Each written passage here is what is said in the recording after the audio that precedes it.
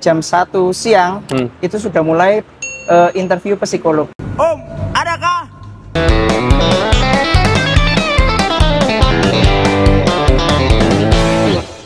Nah, jadi 1 hari sebelum tes TKB ini, kita nanti dikasih link untuk ngisi form. Nah, di situ ada pertanyaan-pertanyaan sekitar 15 bab ya, itu mengenai diri kita. Jadi ada kayak misalkan apakah kamu pernah punya masalah di kantor atau dengan teman di kampus? Iya. Bagaimana cara kamu menyelesaikannya? Kayak kerealistisan hidup lah ya. Itu sebanyak 15 bab dan 15 permasalahan. Nah, itu yang akan ditanyakan kembali oleh si psikolog saat interview itu. Saat interview. Nah, jawabanmu gimana, Chan, saat ngisi itu? Sebelum lanjut, jawabanmu apa nih? Kan ada yang bagus, sedang, paling buruk, paling hancur kan? Nah, iya. Nah, kamu milih yang apa? Jadi untuk tipsnya dalam menjawab psikotes ini, saat menjawab usahakan, mungkin kalau misalnya kita bilang tidak ada masalah di kantor, tidak ada masalah dengan teman kuliah, itu nggak mungkin ya, pasti ada. Mungkin. Kita harus jujur, benar adanya, namun berikan solusi juga yang terbaik. Apa contohnya misalkan, Mas? Misal, saya punya masalah sama pimpinan karena saya telat mengerjakan. Nah, nanti ada kolom solusi. Solusinya saya sampaikan. Jadi saya mengerjakan pekerjaan ini sekitar 2 hari, meminta 2 hari tambahan dengan lembur sehingga pekerjaan lainnya tidak terkena dampaknya. Jadi seketika kita memiliki masalah, kita juga harus menemukan solusinya. Sebenarnya itu yang lebih digali sama tim psikolog. Iya, berarti kamu jujur jawabnya satu. Jujur. Oke, lanjut, Chan. Setelah tes itu semua kamu lalui, apa yang tahapan selanjutnya dari itu? Setelah TKB itu selesai, jadi psikotes dan interview psikolog, ini ada waktu tunggu sekitar 1 minggu, 2 minggu, sekitar 2 minggu untuk mengetahui hasilnya kita lulus apa enggak. Oke, dari yang tadi ya. Oke, dari yang TKD, TOEFL sama TKB tadi sekitar? Kalau dari TOEFL ke TKB itu sekitar 2 mingguan. TOEFL TKB 2 minggu. 2 minggu. TKB ke yang lanjutannya tadi? Sekitar 2 mingguan juga, 2-3 mingguan. Oke, 2-3 mingguan. Oke, setelah itu tes apa tadi? Lalu ada interview user. Langsung interview user? Langsung interview user. Oke. Karena sepertinya HRD-nya dipotong pakai tim psikolog itu kayaknya. Oke. Jadi lalu masuk ke interview user. Nah, untuk di interview user ini sebenarnya mungkin karena dia sudah punya bekalnya ya dari tim psikolog ya. Jadi di sana mereka hanya mengulik tentang pengalaman kerja kita, kegiatan yang bisa kita kerjakan, lalu pengalaman-pengalaman organisasi, terus kesiapan kita. Karena kan memang kalau di BUMN mesti ada tulisannya tuh, siap ditempatkan di seluruh Indonesia. Iya, betul. Nah, itu yang lebih mereka tekankan. Apa benar kalau kamu diterima di sini, kamu siap ditaruh di mana aja? Itu lebih tepatnya. Kamu jawab? Yang kamu jawab apa? Ya pasti ngomong siap, Bu. Saya siap, Bu, Pak. Ditempatkan di mana aja. Oh iya. Kalau itu setelah tes dari user tadi apa yang kamu lakukan? Setelah tes user ada waktu tunggu seminggu lah. Seminggu baru ada medical check up. Medical check up. Medical check up. Medical check up untuk tes psikolognya kapan ya? Psikolognya tadi. Jadi TKB itu kan dimulai dari psikotes, lalu interview psikolog tadi jam 1. Iya, nggak ada waktu, itu cuma 1 jam istirahat, langsung interview itu. Langsung tes interview psikolog itu tadi? Iya, jadi yang H-1-nya itu. H-1 kan kita ngisi kuesioner dulu. Nah, pas setelah kita tes psikotes, jam 1 itu langsung ditanyai mengenai hal-hal yang kita tulis itu. Wih, langsung. Capek banget ya? Cuma memang lebih kayak mereka cari kesalahannya kita tuh di mana. Bener-bener ditekan. Masa nggak ada masalah sih gitu. Malah lebih stres ya? Lebih. Apalagi udah kerjain soal, ditekan kayak gitu, ya kan? Iya, takutnya malah yang jujurnya keluar semua ini. Iya, dia terlalu jujur juga nggak emosional baik. Kita juga kan. Oke. Berarti setelah tes itu tadi selesai, nunggu 2 minggu atau 3 minggu, tes user, ya kan? Setelah tes user baru MCU. Iya, MCU. Ditarikin biaya nggak sama negara? Kan BUMN nih negara, ditarikin? Nggak ada biaya sama sekali. Malah MCU itu dapat makan, terus dapat minum, udah nungguin santai aja. MCU-nya di mana, Jan? MCU-nya untuk tahun ini itu ditaruh di Kimia Farma terdekat dengan domisili. Oke, teman-teman. Enaknya seperti itu. Berarti tinggal milih aja ya, dekat rumah mana, ada Kimia Farma apa enggak, langsung pilih di situ bisa juga ya? Bisa. Pokoknya kimia farmanya yang sudah, jadi mereka pasti nanti ngasih rekomendasi kimia farma yang punya lab. Nah itu nanti yang bisa kita pilih. Dan jadwalnya juga udah ditentukan. Dan kebetulan saat MCU ini biasanya berbarengan sama teman-teman BUMN lain. Kebetulan pas kemarin tuh bareng sama teman-teman Bukit Asam sama PGN. Oh, digabungin. Nah, kebetulan di Surabaya. Jadi semua anak-anak yang lolos sampai MCU di Surabaya digabungin sama mereka. Oke, sorry Jan, aku mau nanya Jan. Kamu minus nggak saat ini? Mata? Oh, mata minus. Minus atau plus ya matanya? Minus 1. Sorry, aku nanya lagi. Ada buta parsial nggak? Buta warna parsial? Nggak ada. Nggak ada, cuma minus ya. Kamu minus berapa, Chan? Minus 1, kanan kiri, cuma yang kanan ada silindernya setengah. Ada silindernya setengah? Iya. Itu masuk ke karakteristik penilaian saat MCU nggak?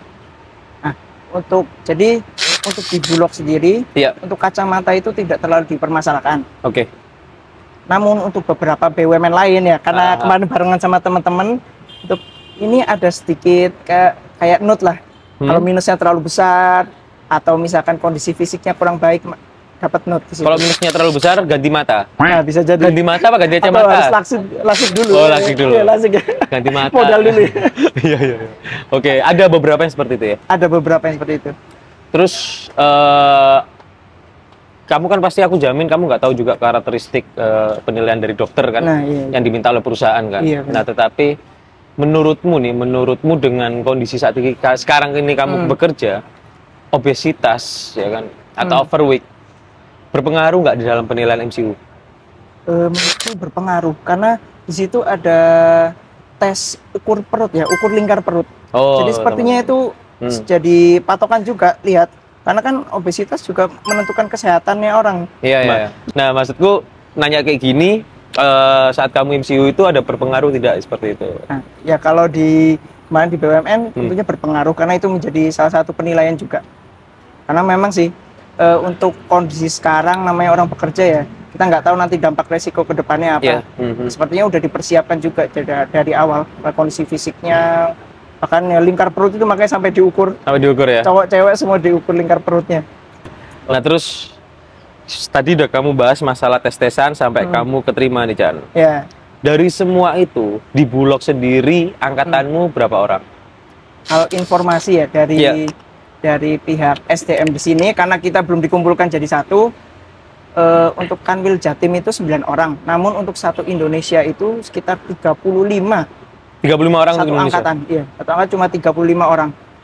Jadi sekitar 1 banding 3.500, 1 banding 4.000 lah lawannya itu. Oke, Chan. Aku lupa nanya di awal-awal tadi.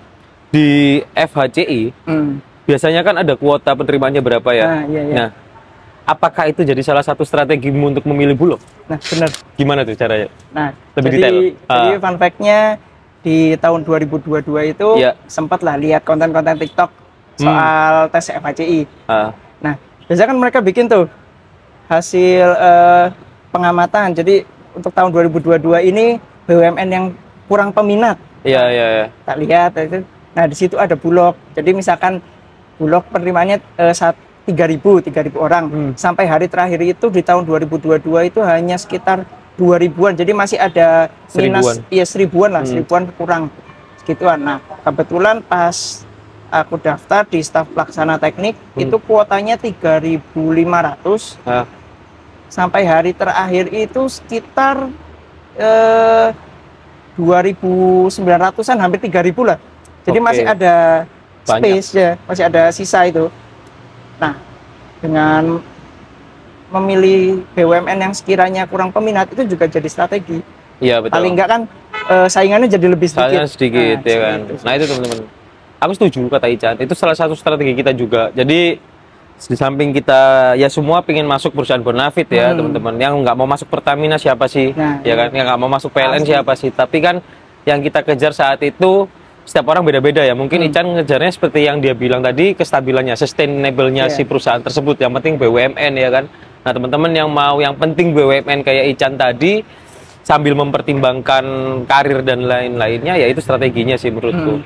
Ya, sama satu sih, mungkin kita kan juga bisa ngecek ini ya, track recordnya perusahaan, record perusahaannya. Kan, terutama kan kalau aku kemarin kan milih Bulog, kan kita tahu kalau Bulog itu satu-satunya bidang agrinya di BUMN ya selain PTPN, karena kan kalau di Bulog kan lebih luas dan juga dalam bentuk produk beras, gula, minyak semuanya kan dari Bulog. Nah itu juga salah satu pertimbangan dalam memilih perusahaan. Kita lihat dulu, jadi jangan hanya sekedar BUMN, kita juga harus lihat dulu background perusahaannya, betul, track record perusahaannya bagus apa tidak. Terus anggaplah kita seperti inilah. Siapa sih yang nggak butuh makan? Siapa sih yang nggak butuh makan nasi? Nah itu juga jadi salah satu pertimbangan. Oh, berarti perusahaan ini pasti dibutuhkan oleh masyarakat. Agribisnis ya. Terus kedua, misalkan kita mikirnya ke bidang transportasi. Siapa sih yang nggak mau naik kereta api? Kalau misalkan pesawat dan lain-lain mahal, pasti milih kereta api. Nah, kereta api kan juga monopoli, udah hanya dia aja, nggak ada ini lagi. Itu kan menunjukkan bahwa dia menjadi BUMN yang baik. Iya betul. Itu juga bisa jadi salah satu strategi juga. Kita mikir mungkin wah yang ini BUMN-nya bagus tapi aku pengen Pertamina. Tapi kan belum tentu Pertamina juga lebih bagus. Bisa di BUMN lain yang sama-sama bagusnya gitu. Iya, setuju sih teman-teman. Jadi background perusahaan itu kita harus belajar bener-bener gitu kan. Jangan sampai hanya asal BUMN yang dimana kurang sustain kan, banyak sekali seperti itu. Nah, alangkah baiknya kalian harus benar-benar pahami background-backgroundnya seperti itu kan ya kurang lebihnya. Oh, jangan ada yang mau lagi sampaikan pesan-pesan buat teman-teman sana? Ya mungkin teman-teman bisa cicil lagi belajar dari sekarang karena usaha juga gak bakal nyianati hasil lah. Kita juga pasti belajarnya juga pasti giat. Ya. Dan aku juga bisa lulus ini bukan karena semata-mata hoki. Jadi benar-benar ya belajar, berdoanya juga diperbanyak. Ya memang udah jalannya kalau misalkan lulus ya lulus tapi karena usaha. Bukan karena hoki aja. Ya betul, setuju saya. Orang dalam lulus ya belum tentu kan. Kalau kalian mau lulus tapi malamnya kalian tidur aja nggak belajar ya kapan mau lulusnya ya kan? Karena memang susah bro, tesnya memang susah banget. Gue yakinin. Ya seperti pengalamanku dulu juga yang sering aku ceritain susah sih Chan memang. Ketika kamu bilang lulus dengan saingan ribuan orang luar biasa sih, mantap sih. Oke Chan kalau gitu, thank you atas waktunya, lanjut kerja lagi ya. Oke, thank you ya.